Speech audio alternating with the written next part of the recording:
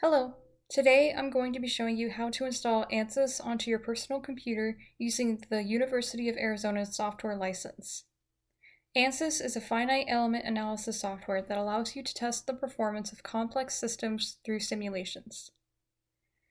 To install ANSYS on your personal computer, first navigate to the University of Arizona's software license page, then find the page for ANSYS. Scroll down and click on the Install Guide and Download link.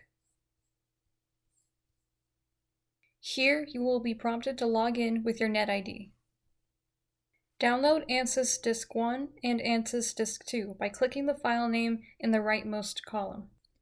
You will need 12.2 gigabytes of free space to download both disks and an additional 32.8 gigabytes to install ANSYS with the default selection of products.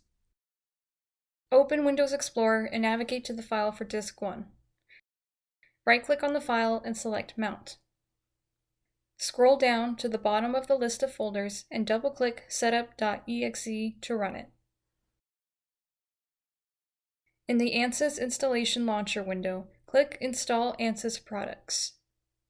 Agree to the license agreement and click Next. Choose the directory to install ANSYS or proceed with the default selection and click Next. Enter the following information for the license server specifications, then click Next. Select the products you would like to install, then click Next. Choose Workbench Associative Interface if any CAD interface was picked.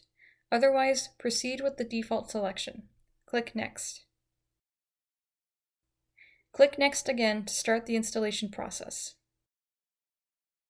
Partway through the installation, you will be prompted to insert Disk 2. When this prompt appears, mount Disk 2 just as Disk 1 was mounted.